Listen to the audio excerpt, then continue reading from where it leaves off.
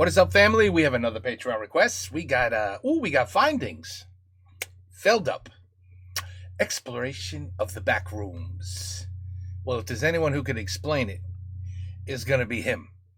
A labyrinth on the internet. So we've done a lot of these, right? We've done a lot of these. I didn't understand any of it in the beginning. But yeah, now I get it. I mean, it's something very popular. They got real life back rooms. I guess you can go visit and play and get lost in, if that makes you happy. But anyway, the exploration of the back rooms with Felled Up. Let's go. 50 minutes. I don't know. Maybe part 1, part 2. I don't know yet.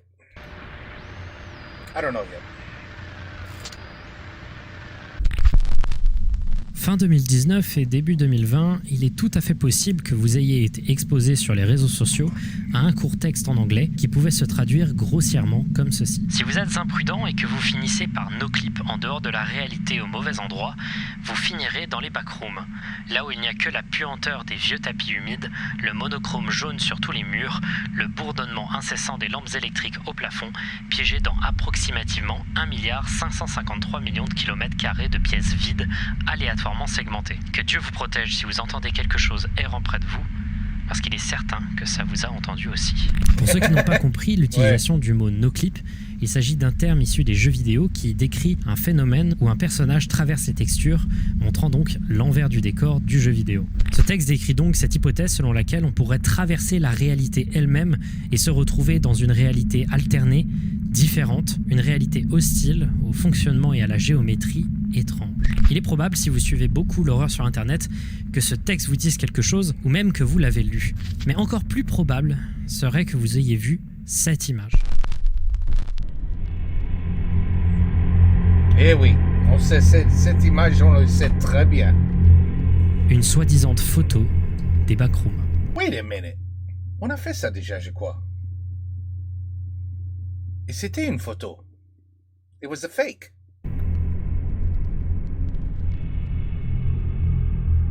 C'est un mème qui s'est énormément propagé et ça ne m'étonnerait pas que beaucoup d'entre vous en aient entendu parler. Néanmoins, je suis presque sûr qu'une toute petite partie de ma communauté sait réellement toute la documentation qu'on peut trouver sur internet autour des backrooms. Véritable terrier de lapin dans lequel on peut s'enfuir pendant des heures.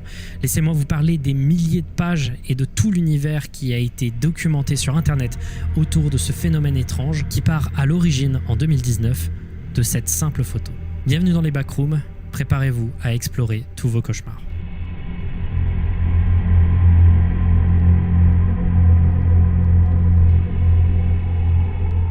I don't know where the fun is. I don't know where the fun is.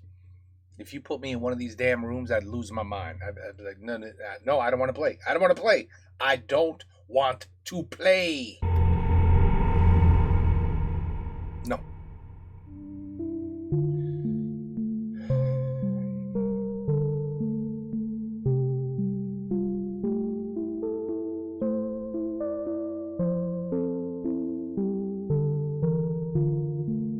Mon Dieu, ce que ça fait plaisir d'enfin pouvoir en parler.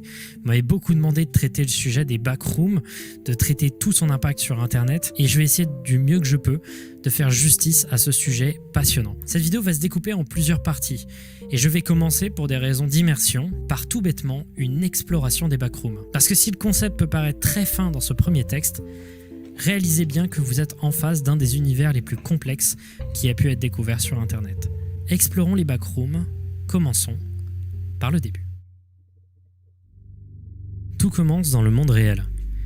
Vous êtes sur Terre, tout se passe bien, vous passez votre journée sans aucun problème, quand soudain, sans que vous ne sachiez pourquoi, votre pied commence à traverser le sol, puis votre corps entier, vous tombez dans le noir complet, puis finalement, vous heurtez le sol.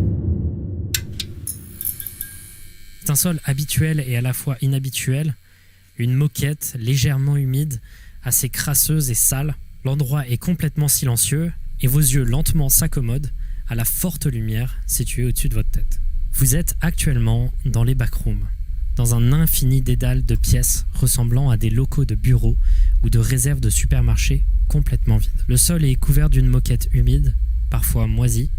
Les murs, eux, sont couverts d'un papier peint jaunâtre, impersonnel, avec de vagues motifs ne changeant presque jamais. Le plafond, lui, est un classique faux plafond plutôt cheap, sur lequel sont placées irrégulièrement des lumières clignotant de temps en temps, sans réel pattern discernable. Celles-ci ont une particularité, elles émettent un bourdonnement fort, enfin du moins... You hear the loud buzzing sound of the lights. That alone will make you go crazy. Plus fort que le bourdonnement normal de ce genre de lumière, et il s'agit du seul son qui stimule vos oreilles. Tout le reste est plongé dans un énorme silence. Ouais. Vous êtes complètement seul. And if you hear any sounds, you're fucked. De nombreuses autres personnes sont déjà tombées dans les backrooms. D'autres voyageurs. Vous avez un point commun avec tous ces voyageurs, vous êtes tous tombés au même endroit. L'étage 0. Vous êtes à l'intérieur de cet infini dédale de pièces de bureau. Il est très facile de mourir ici. Déjà car parfois, certains voyageurs ne sont juste pas expérimentés et meurent de déshydratation et de faim. Ou simplement car ils tombent dans la folie. Le problème des backrooms, et ça on va le comprendre très vite, c'est que ça a un impact très important sur la santé mentale. La géométrie et l'espace dans les backrooms est constamment distordu et inhabituel. L'espace est non linéaire et confus. Il est possible en allant dans la même direction constamment de retomber à nouveau sur une pièce qu'on a déjà franchie. L'environnement est redondant, il y a un enfermement constant, et si on ajoute à ça le bourdonnement des lumières qui lui aussi est redondant, il y a largement de quoi devenir complètement fou. You ever watch Blair Witch? Blair Witch. There's something else I'm missing. Or is it just Blair Witch? I think it's just Blair Witch. You ever watch that movie? It's basically the back rooms outdoors in the forest. It's the same effect. You walk, and you go, holy shit, we're back to where we started. Like you lose your mind. Vous commencerez donc à avoir des hallucinations qui arrivent en conséquence directe de cet isolement. Vous entendrez des chuchotements, des voix, des insectes croulant sur les murs ou sous votre peau, une amplification assourdissante du bourdon de la lumière. La solitude vous écrase, elle presse contre vos oreilles et votre peau.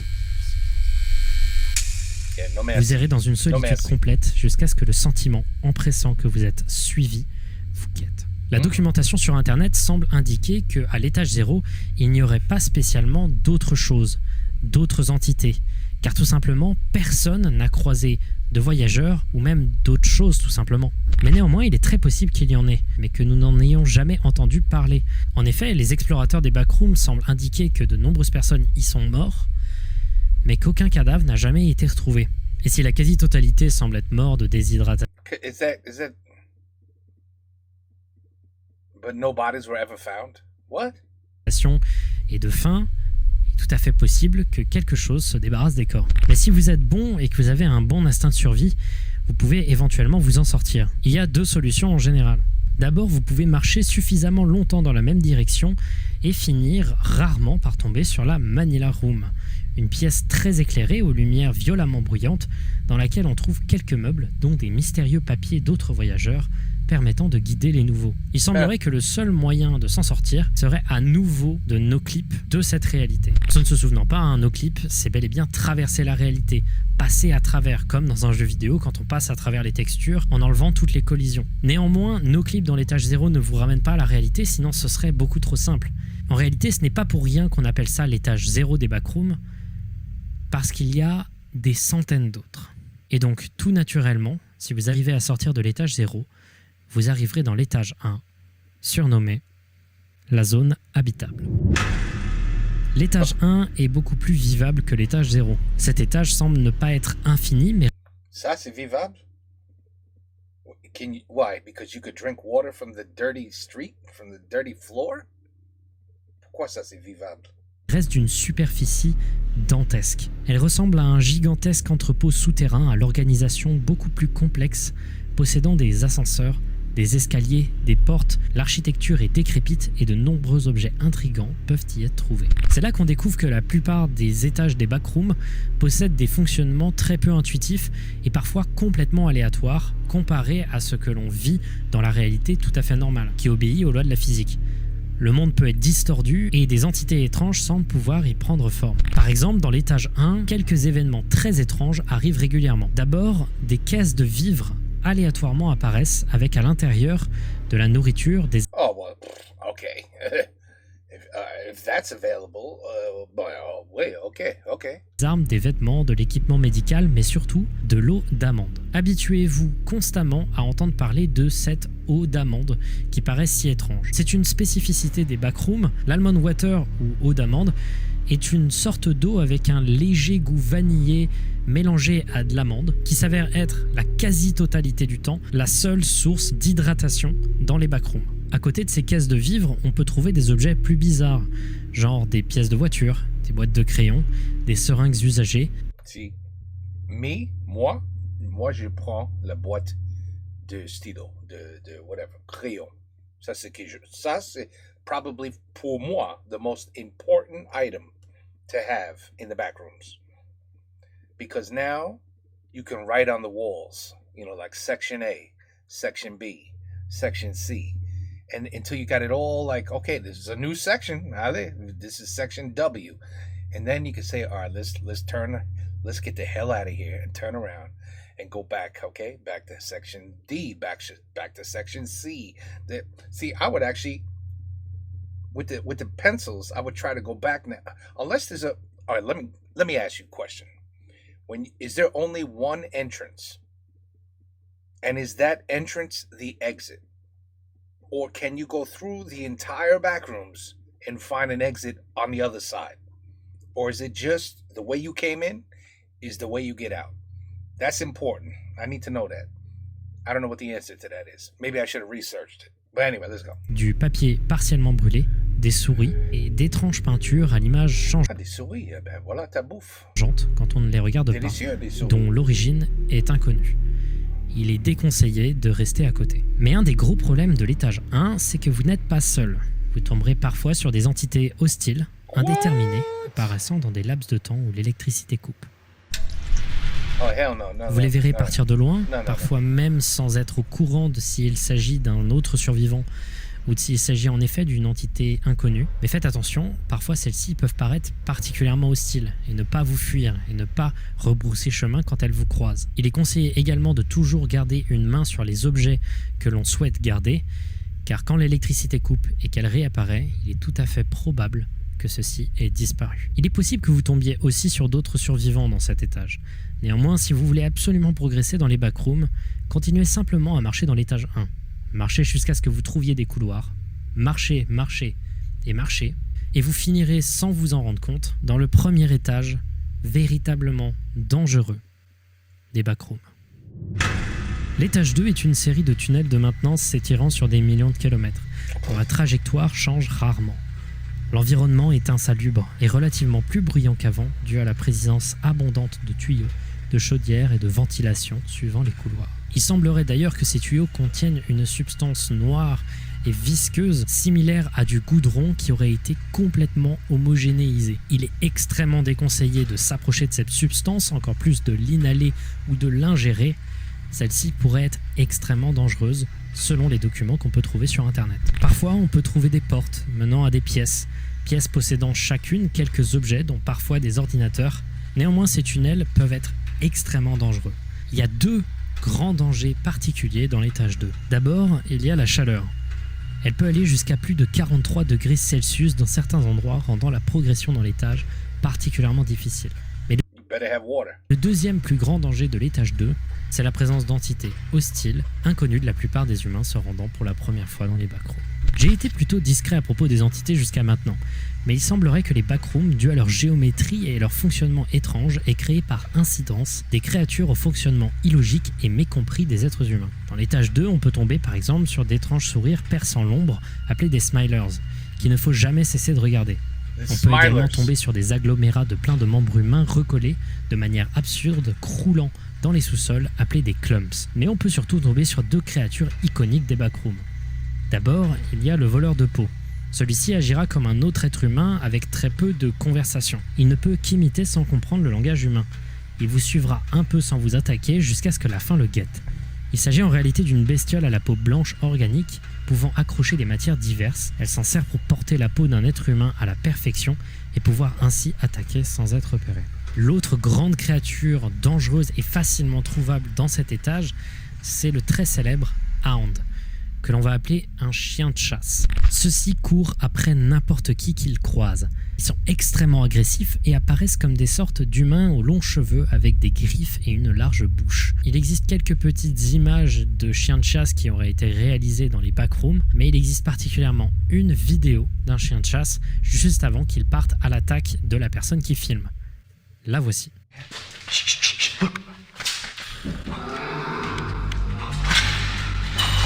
Si vous arrivez malgré tout ça à vous en sortir, Come on, man. What the hell? Is this real? Is this fake? This has to be fake. This is all fake. It's all fake. It has to be fake. That shit ain't no hound. That's not a real dog. What is that? dans cet étage, vous tomberez éventuellement sur une porte non verrouillée. Celle-ci peut amener à des pièces multiples, ou par chance, elles peuvent vous amener à l'étage 3. Mais bon, on ne peut pas vraiment considérer ça comme de la chance. No. Étage 3, le poste électrique. Why would you do this? Why would anyone go in here and do this? Je comprends pas. Si vous arrivez dans l'étage 3, vous remarquerez d'abord en premier temps qu'il fait un peu moins chaud que l'étage 2. La chaleur est quand même présente, mais ça reste un peu plus vivable. Mais bien qu'il est moins chaud et plus abondant en ressources, il reste beaucoup plus dangereux car il est véritablement infesté d'entités de toutes sortes, au point qu'il est impossible de ne pas en croiser durant son chemin, même quand il est court. Il ne faut vraiment pas s'y aventurer sans être prêt. L'étage se présente comme une série de pièces et de couloirs aléatoirement disposés. Why is everything so blurry? Why is the camera not 4K? Why is everything... You can't see nothing. You just see a blur. I mean, I would think that's part of the game. It's part of the game. Make you think you're being chased by something scary. Ressemblant à un mix entre une usine, un hôpital abandonné et une prison au métal rouillé et rongé par le temps. L'endroit est délabré et bruyant, dû à la machinerie riche et usée qui la couvre de toutes parts. La lumière y est présente de manière inconsistante, oscillant régulièrement entre des pièces plongées dans le noir et des lieux relativement bien éclairés. Il est possible de trouver des chemins obstrués par des barres de prison. Celles-ci sont incassables et complètement infranchissables, et il est conseillé de s'éloigner d'endroits où de nombreuses barres de prison sont présentes, car elles auraient des effets psychologiques sur ceux s'en approchant, créant un sentiment important de peur et d'anxiété. Une des grosses étrangetés de cet étage, c'est la présence abondante de postes électriques ne faisant pas sens, des générateurs par-ci par-là qui semblent ne servir absolument aucune utilité. Les pièces dans lesquelles on trouve ces équipements électriques sont très sombres, souvent illuminées exclusivement par le générateur. Ne restez vraiment pas trop proche de celles-ci, en effet elles sont connues comme étant très instables et peuvent régulièrement se casser et dans certains cas assez rares, exploser. L'explosion spontanée étant extrêmement dangereuse pour les personnes étant présentes à côté. Et même si la température de l'étage 3 est significativement plus tolérable que l'étage 2, elle reste de plus en plus importante au fur et à mesure de la progression, atteignant parfois plus de 57 degrés Celsius. Et cela n'arrivera que si vous avez la chance de progresser suffisamment longtemps sans vous faire violemment attaquer par les nombreuses entités, beaucoup plus nombreux que dans les autres étages. Alors quel est l'intérêt d'y rester aussi longtemps si c'est aussi dangereux? Tout simplement car il est possible d'y trouver de nombreuses vivres et d'objets, mais il est déconseillé d'y rester de façon permanente, toute tentative ayant été réalisée dans le passé qui ont été enregistrées, ayant complètement échoué, sauf dans de rares cas où de très nombreuses personnes ont essayé d'effectuer ça. Cherchez rapidement des portes d'ascenseur. Une d'entre elles finira peut-être par vous amener à l'étage 4. Étage 4, le bureau abandonné.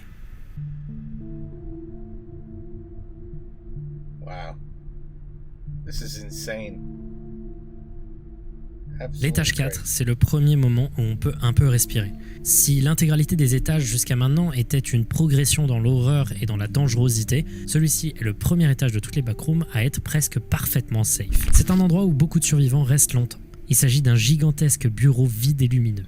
On n'y trouve que très peu de mobilier et beaucoup de fenêtres dont la plupart sont barricadées. Néanmoins, il est strictement interdit de s'approcher des fenêtres. En effet, ce sont des pièges avec un fonctionnement très étrange s'apparentant à des leurres. Il y a très peu d'entités à l'intérieur. Il y a quelques chiens de chasse qui ont été trouvés, mais ils sont très peu communs, ainsi que quelques dullers, des créatures humanoïdes noires difficiles à observer car fuyant toute personne les observant. L'étage 4 possède de nombreuses fontaines d'eau d'amande et également des distributeurs à nourriture et en général des tonnes de sources de nourriture et de survie qui sont très pratiques pour la quasi-totalité des survivants y étant. Certains y restent longtemps, voire même indéfiniment. C'est le véritable premier point où on peut respirer. Mais si vous faites partie des gens voulant absolument progresser dans les backrooms, peut-être à la recherche d'un retour à la réalité, si vous voulez vraiment essayer de trouver une sortie au backroom, eh bien il est possible que si vous tombiez sur un escalier ou un ascenseur qui semble avoir apparu d'un coup, ceux-ci ont une certaine chance de pouvoir vous amener à l'étage 5. Néanmoins, il faut que vous soyez prêts, préparez vos vivres, préparez le maximum de choses, parce que les prochains étages sont parmi les plus dangereux des premiers étages des backrooms. I think I'm starting to answer my own question. The exit is going to be at the end of like stage 10, for example. So that sucks.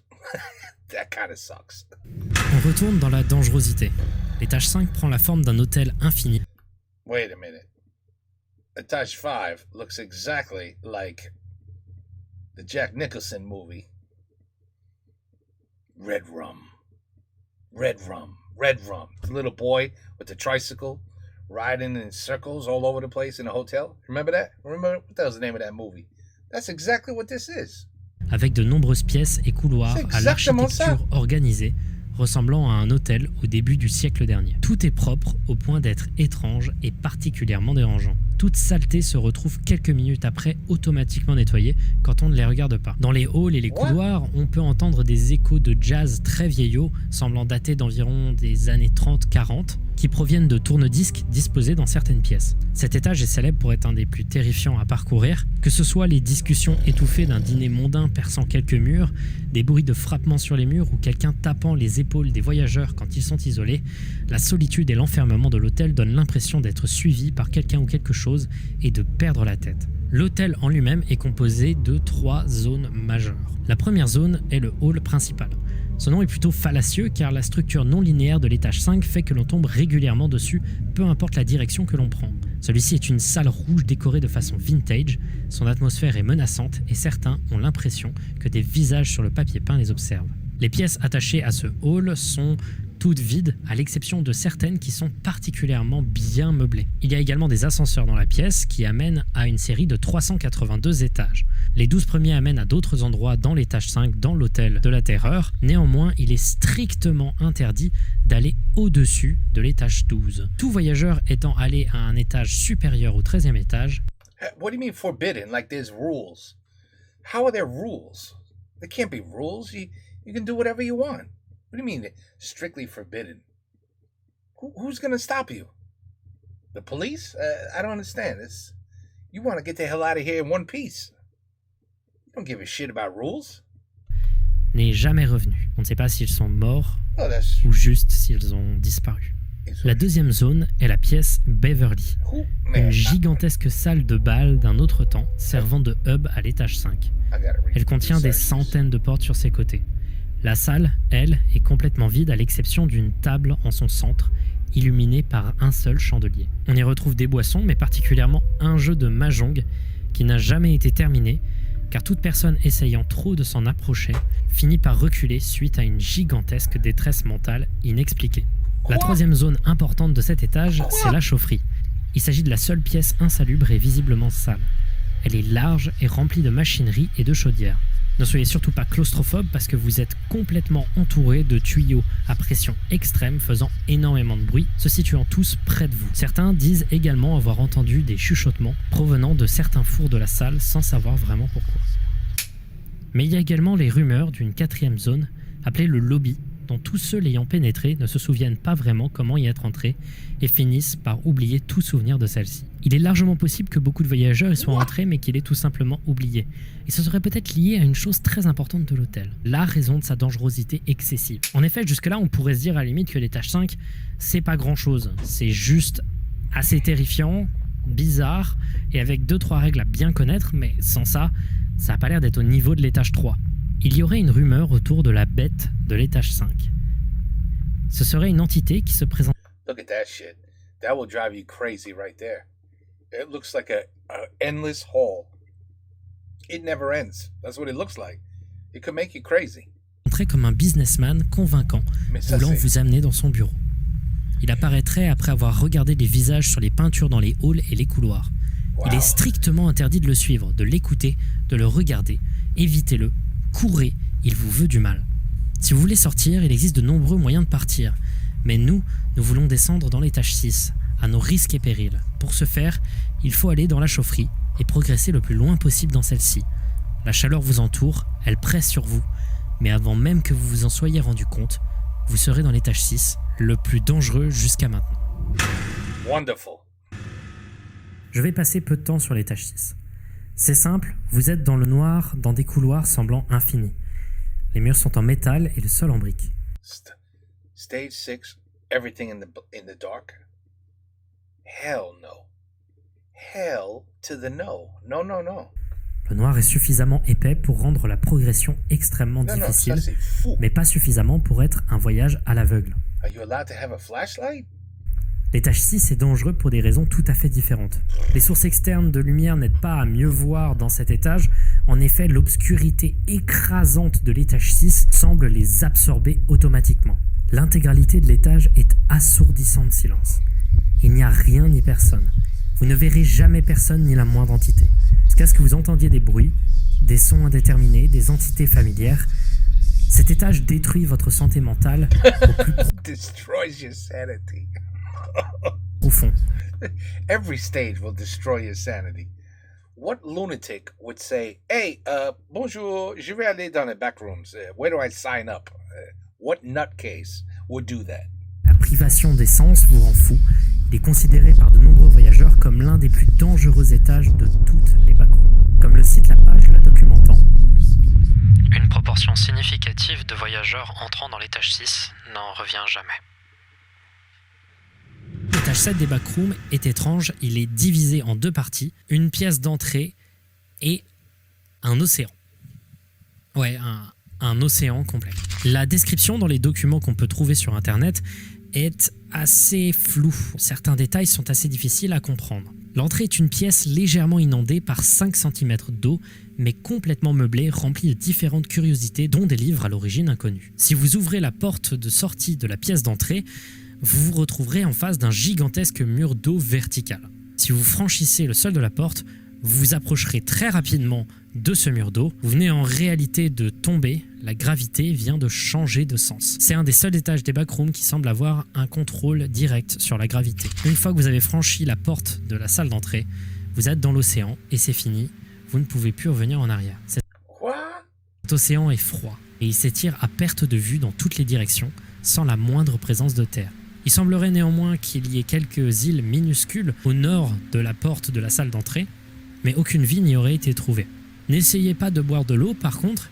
En effet, il ne s'agit pas d'eau minérale ni d'eau d'amande, il s'agit d'eau distillée. Et si vous avez bien suivi vos cours de physique-chimie, vous savez que boire de l'eau distillée est extrêmement dangereux pour la santé. Les profondeurs de l'océan sont particulièrement glauques. La lumière y est vite absente, absorbée. Et plus on descend, plus on trouve des squelettes humanoïdes, voire même humains. Ne tombez pas trop profond dans l'eau car cet étage est extrêmement dangereux. En effet, une entité au fonctionnement peu connue sonde les abysses et s'attaque à quiconque elle repère. Il vous faudra chercher sous l'eau des entrées ressemblant à des entrées de caves sous-marines pour accéder à l'étage 8. L'étage 8 est l'un... Who would ever get to, first of all, how you getting out of stage 6 without a flashlight or light? How you getting out of stage 6? How in the hell are you going to dive in the ocean and find stage 8? This is all impossible. This is impossible. Des étages les plus dangereux des backrooms. Même certains des hommes les plus préparés, armés avec des groupes extensifs derrière eux, ont quand même réussi à échouer dans la grotte. Il est extrêmement déconseillé d'y rester longtemps. Il faut le plus rapidement possible trouver une sortie et au maximum ne pas se faire repérer. Cet étage prend la forme d'une grotte humide et insalubre, similaire à celle existant dans le monde réel, éclairée par des sources lumineuses faibles à l'origine inconnue. Comme dit précédemment, cette grotte est extrêmement dangereuse. Des dangers s'y trouvent dans tous les recoins et il est presque impossible d'y survivre pendant plus d'un jour. L'eau n'est pas consommable dans cet étage car infestée par des bactéries et minéraux dont une mystérieuse maladie se répandant dans tous les niveaux des backrooms. On top of that, you got COVID. On trouve également des Wait flaques for de la it. matière visqueuse présente dans les tuyaux des étages 2 et 3, qui, je vous rappelle, est extrêmement toxique. Le bestiaire d'entité de l'étage 8 est tellement élevé qu'il est juste conseillé pour s'en échapper de trouver au plus vite un endroit où l'on peut no-clip, où l'on peut traverser la réalité. La grotte risque grandement de vous aspirer avec son obscurité et de vous prendre dans vos pires moments de faiblesse. Et si vous avez eu la chance de traverser la réalité, vous vous trouverez dans l'étage 9. Yeah, good luck. T'as une maison? L'étage 9, lui aussi, est très dangereux, bien que difficilement au même niveau que le précédent. Il s'agit du dernier étage de la suite linéaire des 10 premiers étages, de 0 à 9, et celui-ci se présente comme une banlieue américaine classique plongée dans la nuit infinie. Les rues de cet étage sont extrêmement infestées d'entités jusqu'à la moelle, et il est presque impossible de s'y balader sans que l'on se fasse attaquer. Les maisons du voisinage sont accessibles, certaines sont complètement vides, d'autres sont meublées et peuvent contenir des outils utiles à la survie.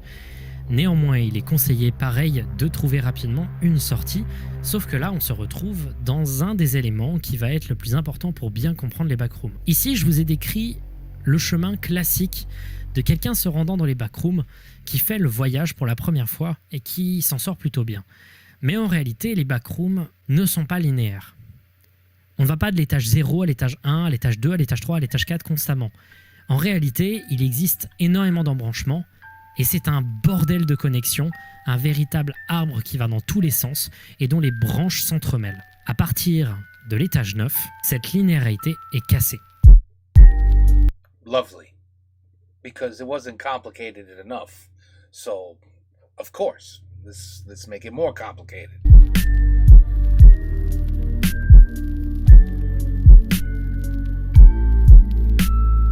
Et c'est à ce moment-là qu'on se rend compte d'à quel point le délire est vertigineux.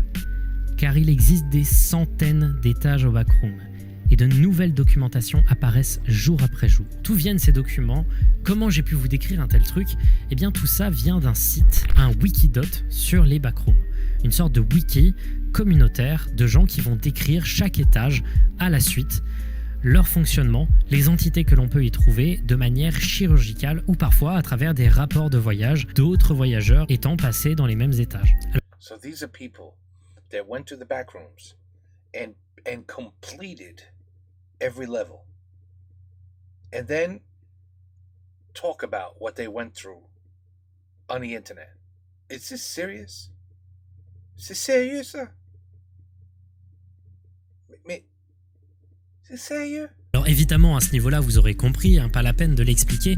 J'ai voulu garder ça de côté pour qu'on puisse favoriser l'immersion au maximum, mais les backrooms n'existent pas. C'est en réalité un projet communautaire de gens ayant imaginé tout un univers, et on va voir ce que ça implique. Dans cette deuxième partie de la vidéo, je vais vous expliquer un I'm going crazy. I really am. I'm starting to go crazy. peu plus le lore des backrooms, Is this real or quitter not? cette It's not narration real? à la première personne qui vous met dans les pieds de quelqu'un s'y déplaçant. Et All this shit is imaginary? What the fuck is going on? là, je vais vous donner des exemples d'étages que je trouve particulièrement intéressants et vous donner un peu plus d'explications sur tout ce qui se passe et comment fonctionne cet univers. Après ça, Level on va essayer 139. d'analyser tout ça, essayer d'analyser le fonctionnement, lier ça à d'autres modes et canons de l'horreur, et également essayer de comprendre l'origine de tout ça. D'abord, laissez-moi vous présenter quelques étages intéressants qu'on peut accéder à partir des étages 0 à 9 que je vous ai déjà expliqués. Parce que vous allez voir à quel point l'embranchement peut aller dans tous les sens. What happened at 10? D'abord, on trouve l'étage 11, appelé aussi la ville infinie. C'est un étage plus sécurisé que l'étage 9, se présentant comme une ville infinie, vaguement américaine, complètement vide. Les bâtiments et les immeubles qu'on y trouve sont soit vides, soit remplis de mobilier avec des architectures incohérentes comme des escaliers menant à nulle part. On trouve parfois également des immeubles flottant dans les airs, d'autres empilés les uns Okay, so all this shit is imaginary. sur les autres sans vraiment de sens. On dirait un peu une ville qui aurait été complètement glitchée. Pour y accéder, il suffisait de suivre les panneaux fléchés de l'étage 9. En revanche, si vous suiviez les panneaux fléchés dirigeant vers un champ de blé, vous tomberez sur l'étage 10, appelé le champ de blé. Oh, so now we went from 9 to 11 to 10. Pour vous donner un petit vertige et vous expliquer l'ampleur du truc, voici, seulement pour l'étage 11, donc la ville infinie, le nombre de sorties vers d'autres étages des backrooms. C'est gigantesque, c'est véritablement gigantesque, et donc du coup vous comprendrez pourquoi je ne peux pas être exhaustif vis-à-vis de cet univers. Sans transition, voici quelques étages que je trouve intéressants, permettant un peu de comprendre le lore derrière cet univers. Étage 19, le vide sanitaire. L'étage 19 est accessible en passant à travers des trous dans le plafond de l'étage 1. Il se présente comme un grenier extrêmement grand et sombre où très peu d'entités semblent exister. Il est conseillé de ne pas peser trop lourd lorsque l'on y va, étant donné qu'il est très facile de casser le sol en dessous de soi, et il n'est pas vraiment précisé ce qu'il y a en dessous du sol. En se baladant suffisamment longtemps, on peut tomber sur une porte en bois qui, si elle est forcée suffisamment, peut amener aléatoirement à plusieurs autres étages. Néanmoins, si vous ne prenez pas la porte et continuez à marcher sans but, vous finirez par avoir la tête qui tourne, la vision qui devient complètement floue. Cela signifie que vous n'êtes plus dans l'étage 19. À partir de ce moment-là, il faut que vous couriez le plus vite possible et que vous trouviez une sortie. Parce que vous êtes dans un endroit nettement plus dangereux, vous êtes dans la maison de l'étage 140. La vallée sèche est un étage 140. infini d'environ 40 km de diamètre, se présentant comme une vallée asséchée à la température très élevée. This is all fantasy. This is all imaginary. None of this is real. Am I going crazy? Donnant une vision un peu floutée, comme si vous étiez dans un rêve. L'intégralité de l'étage semble un peu glitchée, comme si votre cerveau essayait de le reconstituer alors que vous le voyez. Mais surtout, il y a un endroit qui est particulièrement dangereux, c'est la maison en son centre. Il est extrêmement déconseillé de s'en approcher, celle-ci apparaît comme corrompue, comme si elle ne voulait pas se former, comme si elle ne voulait pas avoir une forme cohérente. Il est presque impossible de s'en approcher car ça cause des gigantesques effets sur la santé mentale. Vous commencez à entendre des chuchotements, vous avez des hallucinations et vous vous sentez en général très très mal avec de gigantesques maux de tête. Donc imaginez sortir de l'étage 19, vous êtes dans le grenier de cette maison, vous êtes en son sein, essayer de trouver une sortie est presque impossible. Ça peut être donc très dangereux de s'y retrouver. J'aime beaucoup l'esthétique étrange et glitchée de cet étage, qui a été atteint, je le pense, en combinant différentes photos à l'aide d'une IA. On le remarque en faisant défiler les photos les unes après les autres à la suite, où le mouvement et le flow des images semblent se répéter. Étage 12. L'étage 12 est très étrange. En effet, on ne sait pas vraiment comment certains sont rentrés dedans. Il a été décrit comme une simple pièce blanche éclairée avec en son centre une table et une chaise. Rien de bien particulier. Mais ce qui est particulièrement bizarre avec cet étage, c'est qu'il semble pouvoir se censurer lui-même. Aucun enregistrement, image ou vidéo de cet étage ne semble subsister sans être complètement corrompu. En effet, l'étage semble transformer tout enregistrement en du bruit blanc ou une image blanche. Quand elles sont publiées sur internet ou transmises à un autre appareil, ça se convertit en signal SMPTE standard mais monochrome, cette sorte de mire de test de couleur. Sortir de l'étage 12 est difficile, il existe un rapport d'expédition. C'est incroyable ça. So Backrooms is c'est impossible. But I don't. What is the? I don't. Je comprends pas. You're basically making up. You're making up a fake world, and then you make it. Is it a game? It's not a. Is it a game? It's just something to talk about. It's just something to talk about. Yeah, because then there's videos of people that are in back rooms, but it's only like level 1 that I've actually seen. I don't know, man. I think I'm starting to realize absolutely everything about backrooms is fake. But it's intriguing because the story behind it is nuts. But no one ever would be able to get out of this. Nobody. So no one could get back and talk about it. So that's bullshit. It's all fake. It's all fake. D'un certain Harris qui décrit des étapes précises pour s'en sortir. Ce protocole amènera dans plusieurs étages, notamment un étrange étage nommé. But they should make it real. Could you imagine? But you need a lot of space.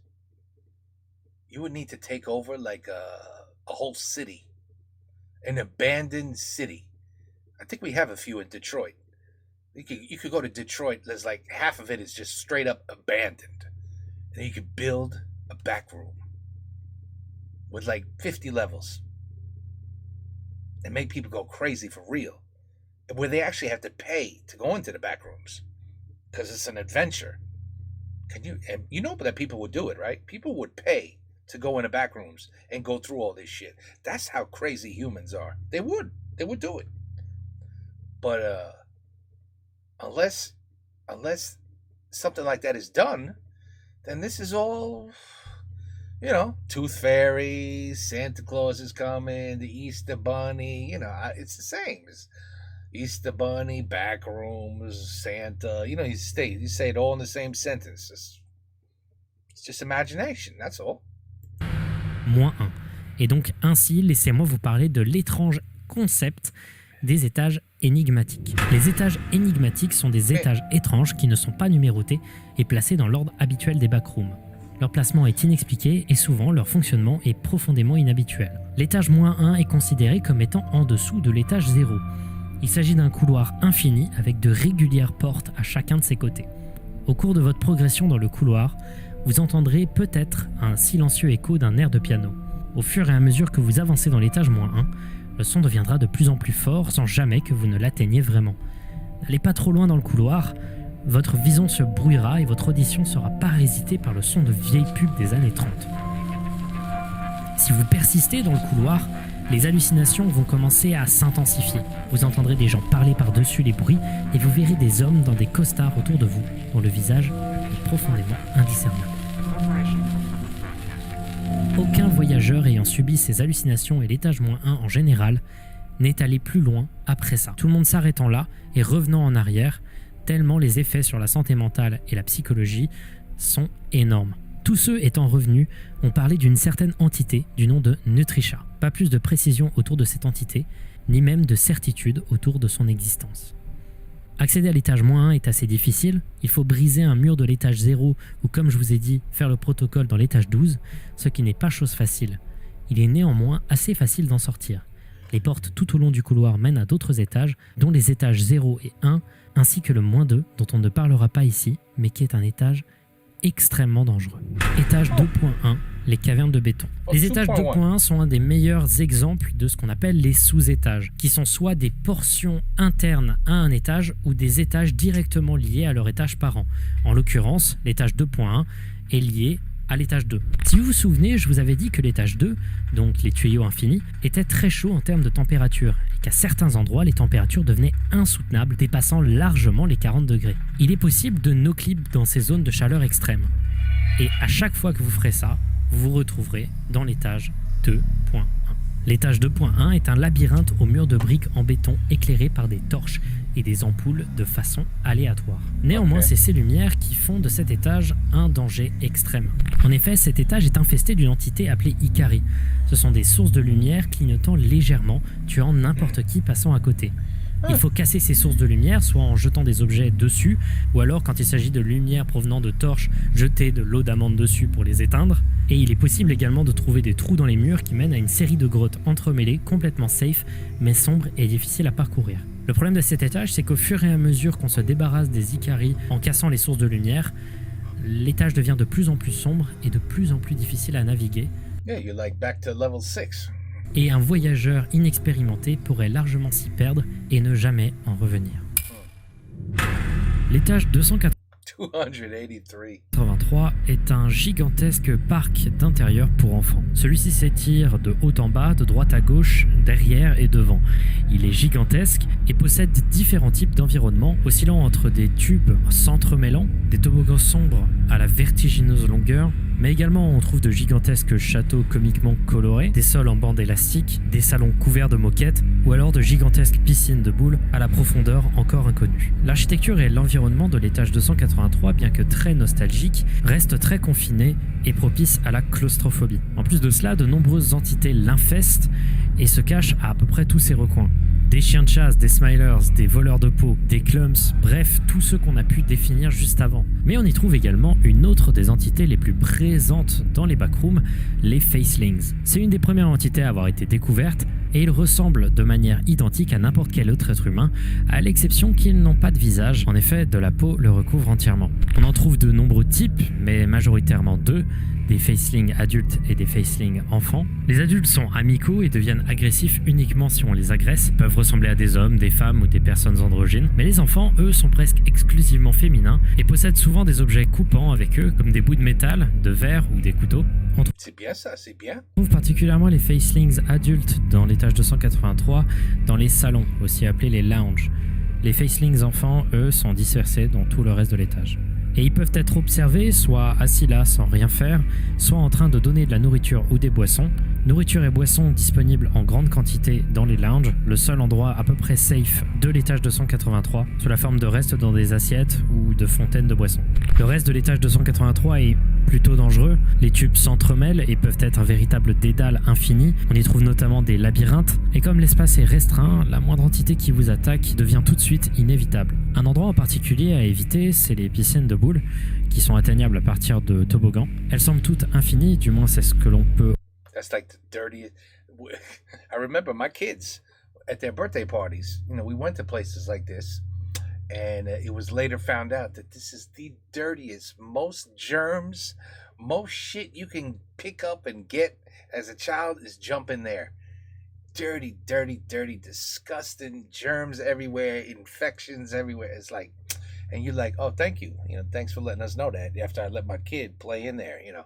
We found out like years later, like, oh, thank God we got lucky. But because, you know, each one of those bowls has to be taken out after the day and completely disinfected and cleaned and then put back in the pit.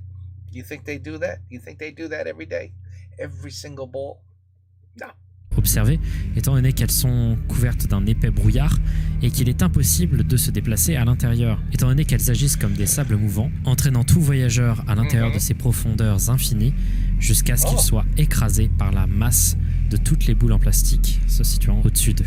Il existe de nombreuses sorties à cet étage qui est très détaillé et que l'on va arrêter de détailler ici, mais une sortie en particulier qui me paraît important, c'est une sortie dans les salons qui prend la forme d'une porte en bois avec écrit Fun au-dessus, qui amène à un étage extrêmement important pour l'univers des backrooms et pour mieux comprendre sa communauté. Alors, ça peut faire rire d'avoir un niveau qui s'appelle Level Fun avec un smiley comme ça, mais en réalité, ne vous y rendez surtout pas. Il s'agit d'un des étages les plus dangereux de l'intégralité des backrooms, une sorte de pandémie qui infiltre l'intégralité des backrooms, les étranges entités du nom de Partygoers. Ce sont des créatures bipèdes non humanoïdes. Elles sont grandes, recouvertes d'une sorte de peau épaisse, le plus souvent d'une couleur jaune vif. Il existe également des spécimens rouge vif, vert, bleu, de toutes les couleurs en réalité. Ils ne semblent pas avoir de traits du visage, à l'exception d'entailles qui forment un sourire sur leur visage. Les Partygoers ont des creux avec des dents aiguisées au bout de leurs bras. Dans les documents du Wikidot, on les décrit comme similaires à des bouches de lamproie. On peut voir des Partygoers dans presque tous les étages des backrooms. Ils sont extrêmement agressifs. Ils sont dotés d'une grande intelligence, capables de comprendre des mécanismes complexes et pouvant notamment traverser à peu de choses près tous les étages des backrooms pour chasser des victimes. Ils ont la capacité de transformer qui que ce soit en un autre Partygoer en utilisant leurs bras comme ventouses quand ils attrapent un survivant. Il est dit que cette transformation est mentalement immédiate, mais les effets physiques apparaissent seulement après quelques heures, qui peut permettre à un Partygoer en devenir d'infecter tout un groupe d'êtres humains ne se rendant pas compte de l'infection. Ils veulent absolument vous amener à leur fête. Et cette fête se situe dans un des étages des backrooms, le level Fun. Leur fête consiste à transformer des cadavres de leurs victimes en gâteaux, cupcakes, etc., dans l'objectif de les consommer. En dehors de ces fêtes, quand ils n'arrivent pas à transformer un humain en particulier, ils le donnent en pâture aux party hosts, leur leader. Mais ce qui est particulièrement intéressant avec les Partygoers, c'est qu'ils semblent avoir infiltré le site même, le Wikidot des backrooms, utilisé par la quasi-totalité des survivants dans le canon de l'histoire comme un moyen de se renseigner sur les backrooms. Ce qui fait que presque peu importe où vous irez sur le site des backrooms, sur le Wikidot, vous tomberez sur des messages signés avec ce signe, égal parenthèse, faisant un smiley. En réalité, ce sont très souvent des messages mis par les Partygoers dans l'objectif de leurrer des voyageurs crédules. You know what? I have to. I'll let it continue, but I have to search something. This is gonna drive me mad. But yeah, okay, allez, we'll keep doing this. Voilà. And I'm gonna search. Il existe néanmoins une page d'entité décrivant les partygoers qui a été cachée par un des groupes et organismes des backrooms. Ah oui, parce qu'il y a des groupes de survivants, bien sûr. Il y a des survivants qui se rejoignent et qui essayent de trouver une sortie au backroom. Il y en a deux en particulier qui sont extrêmement importants, le MEG et le BNTG. Le MEG est la plus grande faction des backrooms. Son objectif depuis sa création était de trouver un échappatoire pour en sortir. Leur activité consiste à explorer les backrooms, faire des cartes des différentes zones et éliminer les entités hostiles aux humains. Le groupe est divisé en plusieurs petites équipes et l'objectif est de faire un maximum de rapports sur l'intégralité des étages et ils sont à l'origine du site Wikidot sur les backrooms. C'est le groupe d'explorateurs le plus important, c'est littéralement leur nom, Main Explorer Group. Et ils constituent une sorte de lueur d'espoir pour tous les survivants présents dans les backrooms. Ils essayent à tout prix de trouver une sortie vers la réalité, aussi appelée les front rooms, mais en réalité, ils n'ont jamais vraiment réussi. Et encore aujourd'hui, ils essayent de persister dans ce dédale. À côté, on a le BNTG, ou le Backrooms Non-Aligned Trade Group, groupe commercial non aligné des backrooms. C'est un organisme indépendant créé à l'origine par le MEG, mais qui s'en est détaché par la suite. Il s'agit d'un regroupement d'assassins et de mercenaires possédant tous différentes ressources pour marchander avec quasi n'importe qui. Leur base principale s'appelle le Trader's Keep, ou Donjon des Marchands, à l'étage 1, où ils ont aménagé des sortes d'appartements pour que les survivants y restent et soient protégés par le groupe. Il est dit que le leader du BNTG se fait appeler le Keeper, gardien en français, mais il est encore inconnu si une telle personne existe réellement ou s'il s'agit simplement d'une rumeur. Les objets que le groupe collecte sont stockés dans le Trader's Vault, le coffre-fort des commerçants, une longue succession de garages organisés pour contenir une grande variété d'objets différents sur un très grand couloir. A priori, rien de ce qui n'y rentre ne finit par en ressortir. On n'a que très peu d'informations sur ce gigantesque coffre-fort étant donné que le BNTG garde secret tout ce qui le concerne. Même au sein du groupe, il est conseillé de rester silencieux sur le sujet. Il est difficile de savoir exactement quelle position ont le BNTG, s'ils sont positifs ou s'ils sont négatifs pour les backrooms, mais un truc est sûr, ils sont extrêmement présents. Si tu as envie de troquer, ils sont là. Et on arrive très rapidement à la fin de ma description du lore avant de commencer un peu plus à parler de tout ce qu'il y a autour. Et j'aimerais vous parler d'un dernier étage, un étage très connu et que je trouve personnellement terrifiant. Mais c'est un jeu alors. C'est un jeu. I quickly Googled backrooms games with at least 300 levels, and apparently they exist. There's a game, like the best backroom games to play, and you know what's killing me? Feldup is telling a story like absolutely everything is real. I don't know how he's doing it, because none of it's real, but he's explaining it like it's 100% real, which is why I was so freaking confused in the beginning. But it's a game. It's just it's an imagination, and it's a video game. Like I could download Backrooms from Steam, and I could play it, right? Now, what is he referring to in his video? Is he referring to a game, a specific game, with all these levels, or is he just, what is he referring to? Like imagination, just what people talk about, what they would think would be a really cool level in Backrooms if it was real. You know, you're like, hey, if there was such thing as a Backrooms, hey, I got an idea. Level 83 could be like, you open a door and you're in a forest, and there's a whole bunch, and you know what I'm saying? And it's all imagination. Because the way he's speaking, you would be like, holy shit, this is real. This is so dangerous. It's real. Like, because the way he's explaining it. C'est incroyable. But that's Feldup. That's Feldup. That's what he does. As soon as he starts talking, you get glued to the screen and you listen. You listen, you listen, you listen. That's what he does. Il est très bon. Il est très bon.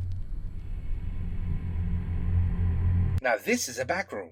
You know, you could do a back room, a real back room, but only level 1. Maybe level 2, 3, just 3 levels. You don't have to go crazy. But this could be a real back room, but apparently back room is bullshit. It doesn't exist. La fin. C'est un étage mystérieux qui est accessible seulement de quelques petites manières et qui est profondément terrifiant. Cette image me remplit d'un certain sentiment de crainte et de profond malaise. Il s'agit en réalité d'un espace piège qui donne l'impression à quiconque y entre qu'il a échappé au backroom, ce qui est en réalité faux. Car si vous ne l'avez pas compris, on ne peut pas sortir des backrooms. Et cet étage sera là pour détruire votre dernier monceau de santé mentale. Il est That's lovely. extrêmement difficile d'en sortir, peut-être peut-on no clip, on ne sait pas. Mais un truc est sûr, c'est que c'est un étage qui met extrêmement mal et qui finit lentement par consumer les gens y entrant. Pourquoi? Mais pourquoi?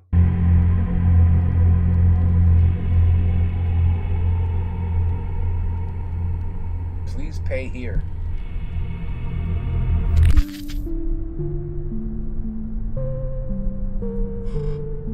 C'est fou, the backrooms. Backrooms. You never leave the backrooms. Voilà, ma description des backrooms est ici. À la base, je voulais parler d'encore plus d'étages, mais finalement, je trouvais ça peut-être un peu redondant. Et vous finissez par comprendre le truc. Je vous invite à vraiment explorer ce Wikidot, c'est vraiment un super projet. On est en face d'un héritier direct du très célèbre concept SCP. Pour ceux qui ne connaissent pas, SCP ou Secure Content Protect est un projet d'horreur communautaire sur Internet qui a eu pour origine 4chan et qui, pareil, possède un wiki faisant la liste de nombreuses créatures paranormales gardées par une organisation secrète. On trouve énormément de similitudes entre le Wikidot Backroom et les SCP. Les pages sont écrites d'une manière très similaire, avec cet aspect un peu faussement scientifique. On retrouve également des mêmes méthodes de classification des étages qui ressemblent énormément aux classifications des SCP. Bref, clairement, on est en face d'un gigantesque hommage au SCP, dans lequel on va infuser une mode dont vous avez probablement entendu parler si vous suivez l'horreur sur internet, ou alors à laquelle vous avez probablement été exposé de manière indirecte, la fameuse mode des liminal spaces. J'en ai parlé dans une vidéo, mais en réalité sans donner le mot liminal. C'est la vidéo où je parlais d'une mode où des gens faisaient des compiles d'images sur YouTube, de photos d'endroits dans lesquels on avait l'impression d'être déjà allé, mais en réalité dans lesquels on n'était jamais allé, et qui étaient en fait des environnements profondément emplis de solitude, impersonnels et vides, avec des esthétiques très vieillottes qui donnaient vraiment un sentiment de malaise intérieur. Je suis fasciné par cette esthétique depuis plus d'1 ou 2 ans, et les backrooms ont été un peu le pic de cette mode, notamment quand on se rend compte que l'intégralité des étages des backrooms, et surtout l'étage 0, l'image de base qui a démarré tout le mythe, tout est basé sur des liminal spaces qui existent déjà. Donc du coup, quelles sont les origines des backrooms? D'où viennent-elles? Comment ça a démarré? Et est-ce qu'on peut trouver l'origine de cette photo qui a démarré tout le mythe? Somebody finally found it, right? We saw a video about that. It was explained. And I think they finally realized that it was just a photo. And that the photo was I think it was fake. I think it was a fake photo. It was just taken. I mean, it was a real place, but it was just one room. It was just one room. I forgot who did that. I forgot what video that was and who explained it. It might have been The Great Review. J'ai oublié, to tell you the truth. But I remember everybody went crazy trying to figure out where did that original photo come from. Tout commence le 12 mai 2019 quand un utilisateur sur 4chan demande aux autres amateurs du board de participer en postant des images inquiétantes et qui dégagent une atmosphère bizarre. Off. Il démarre le thread avec l'image aujourd'hui très connue des backrooms. C'est une des réponses à ce thread qui donnera l'histoire qui a démarré tout le mythe. Le fameux texte que je vous ai lu au début de la vidéo. Le texte et l'image seront collés et 2 jours plus tard, ils seront publiés sur le subreddit r/greentext dédié aux petites histoires courtes provenant de 4chan écrites en greentext, un format très cher au site. Ce post intitulé Worse Than Any Creepypasta Out There comptabilisera 32 000 points et fera un mini buzz à l'échelle de Reddit.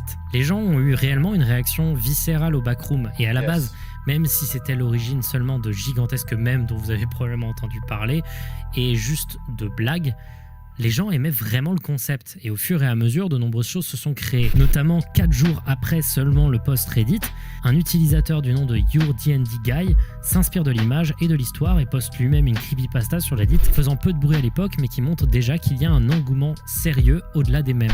Des gens commencent à faire des visualisations, des vidéos les montrant, des créations 3D, des animations. Puis le 22 juin 2019, Markiplier, un youtubeur gaming que j'adore, fait une vidéo sur un jeu vidéo qui a été inspiré sur les backrooms. Ce jeu s'appelle Backrooms Game et ainsi il va contribuer encore plus à la propagation du mythe. Puis ensuite tout ça va se rediriger sur TikTok. L'image des backrooms va énormément être associée au phénomène des liminal spaces. Des gens vont commencer à créer des ARG, je suis bloqué dans les backrooms, j'ai besoin d'aide, et ainsi de suite. Énormément de choses vont en découler. Tellement de choses que je ne pourrais pas vraiment traiter dans cette vidéo.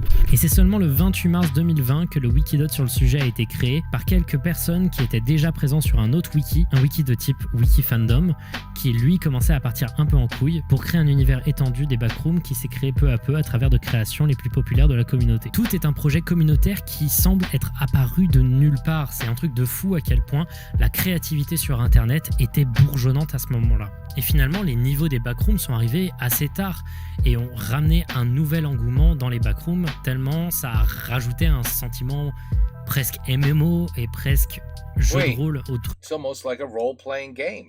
Avec des règles particulières qui semblent bizarres. Enfin, les gens ont commencé à vraiment choper l'engouement. Même si moi j'ai tendance à trouver que ça part un peu trop en couille et que l'organisation devient un peu trop bordélique. J'aime pas trop la présence de groupes et d'autres survivants. J'aime bien le côté solitude qu'amènent les liminal spaces. Je pense qu'à ce niveau-là, il y a des trucs à faire. Et d'autres personnes comme moi aimaient bien cette période où tout était plus simple. Mais en même temps, j'adore le côté profondément trou de lapin dans lequel on peut s'immiscer et découvrir des centaines et des centaines de pages, toutes plus créatives les unes que les autres. Et au fur et à mesure que tout ça It's all creation, it's all creative. commençait à se découpiller, les gens ont commencé à faire des recherches sur une chose, l'origine de cette photo. L'origine de cette photo, où a été prise cette photo?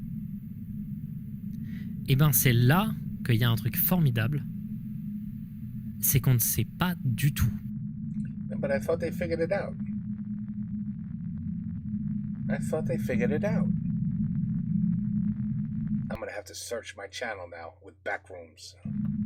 La plus vieille itération de cette image, c'est le 21 avril 2018, quand un utilisateur anonyme de 4chan posta l'image sur un thread du board X dédié au paranormal sur 4chan et aux discussions autour, au sein d'un thread sur les images cursed, des images qui font peur dues à leur côté profondément illogique, bizarre et lo-fi. À l'époque, les backrooms n'existaient pas, mais c'est la plus vieille itération de cette image. Après ça, aucune idée d'où vient cette image. Quand est-ce qu'elle a été prise? Où elle a été prise? Vraiment, ce serait ouf de pouvoir se rendre dans les backrooms. Et plusieurs efforts ont été réalisés, notamment 4 vidéos de l'utilisateur Crowbar Boy, qui a permis de trouver de nombreuses images souvent associées à l'étage 0 des backrooms. Mais l'image originale, celle qui a tout démarré, reste emplie de mystères. Des rumeurs disent qu'il s'agirait d'une annonce toute conne de Airbnb, d'autres diraient que c'est la personne qui l'a postée sur 4chan en 2018 qui l'a trouvée, d'autres disent qu'elle existait quelque part sur internet mais qu'elle a été supprimée. Mais la réalité, c'est qu'on ne sait pas. C'est quand même particulier que l'image qui a démarré toute une rumeur autour de réalité alternée semble être la seule image de ce projet dont l'existence est un mystère complet. Yeah, but I could swear they finally figured it out. Merci d'avoir regardé cette It vidéo. has to be. J'espère que ça vous aura plu. Everything that you do, man. Your storytelling ability is amazing. You gotta love Feldup. You gotta love this guy. But I swear I'm not losing my mind. We did a video about this photo. You never leave the back rooms. Because it's an imagination and it's not real. It's all fake. It's all a concept that it's a concept that became so massively popular that everybody just chimed in with their own little imaginary ideas of what could the next level be? If you escape that level, then you get to level 12, and that level is going to be this. And then, the brain starts going, oh, you're going to be in a boiler room. Like, it's cool, je comprends, mais it's all fake. It's crazy, though, because the way he's talking and explaining every level, you could swear, you would be like, am I losing? I really thought this was fake, but now I think is the way he's saying it, is this shit real? Is this real? Am I losing my mind? Is Feldup making me crazy? I think that's what he did. He made me crazy for a little moment. Where I'm like, oh, this is real. Who would do this? He's so good. He's so good. He is so good. Ben voilà. Merci, voilà, encore une fois d'avoir regardé cette vidéo. J'espère que cette vidéo, j'arriverai à la poster pour Halloween. On verra si j'ai réussi. Moi, au montage, dis-le moi. Man, what's he got here? He's got some serious equipment here. Look, it's got every time he talks, voilà. You see? J'ai plus beaucoup de batterie dans ma caméra, donc j'espère que ça va pas couper automatiquement. J'espère que cette vidéo vous a plu. C'était très étrange par rapport à l'habitude. J'ai vraiment très peur de poster cette vidéo. Pourquoi? Ça m'a demandé énormément de taf. Ça faisait très longtemps que je voulais faire une vidéo sur les backrooms. J'ai peur que ça vous déplaise parce que c'est moins ancré dans la réalité. C'est beaucoup plus de l'imaginaire. See, it's much more imaginative. Yes. And the way you explained it, you fooled the shit out of me for a moment where I'm like, oh, c'est vrai. That's how good he is. J'espère que vous avez pu vous immerger dans cet univers, que vous avez pu No, I would never imagine myself in that friggin' universe. Non, jamais. Comprendre ce que j'ai voulu transmettre, non. Cet amour de l'esthétique. Et pour l'occasion de cette vidéo, de ce Findings Halloween, je sors un mini-album suite de mon album de Liminal Wave, Man in the Abyss, All for a Face, donc un album de musique ambiante un peu bizarre. J'en ferai une analyse et une explication un peu plus complète dans une autre vidéo où je ferai un bilan sur le projet que j'avais fait de la Liminal Wave. Vous comprendrez. Mais voilà, c'est sorti, ça s'appelle A Season in the Dark Bottomless Trench. Je vous invite à aller le regarder, le lien est dans la description. Merci vraiment beaucoup d'avoir regardé tout ça. Je suis vraiment crevé, le tournage était long, mais terriblement long. Maintenant, je vais aller dormir. J'espère. Fais un petit dodo. D'abord, n'oublie jamais. And then, dormir. You know, yesterday I didn't do any, and guess what? 3:30 in the morning, I was wide awake in the bed. À 3h30 dans le matin. C'est chiant, je peux pas dormir without it. Que vous avez trouvé ça bien, j'ai vraiment donné tout mon cœur dans cette vidéo. Oh, trust me, we could tell. À la prochaine, merci beaucoup. Créer sur Internet, créer des projets comme ça, c'est dommage que sur Internet français, on n'ait pas des projets comme ça aussi. Vraiment créer.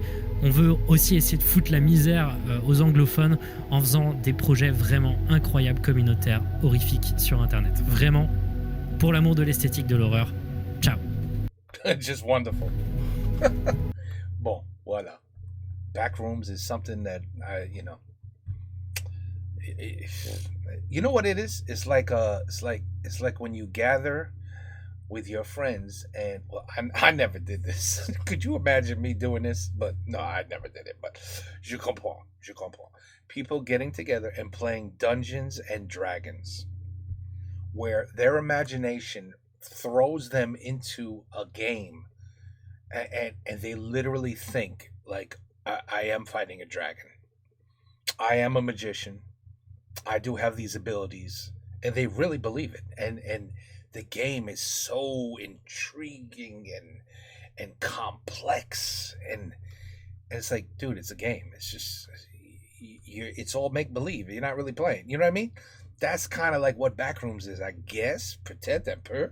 It's throwing yourself into an imaginary world and just letting your imagination go, just letting it go. And you could be scared. I don't see why you would be scared if you know it's fake, though. You know what I mean? If this shit was real, like I said, you just need 1 or 2 levels. You don't need 300 levels. You just need 1 or 2 levels with somebody with a camera. You know who we need? The guy with the, what's his name? Antoine Maximi or something. You know, je vais dormir chez vous. We need him in the back rooms, in the hallways, 1 or 2 levels with the cameras, the shoulder camera, the camera in the face, the camera that looks around, and just see that shit for real. That would be amazing. Well, you could literally see somebody crying, I can't get out of here. I can't get out of here. I'm lost. I can't get out of here. Somebody come help me. That would be entertaining. Quoi? Oui, je suis un peu fou. C'est vrai. Anyway, Felled Up, findings, backrooms, another amazing video. Take care, peace out, à la prochaine.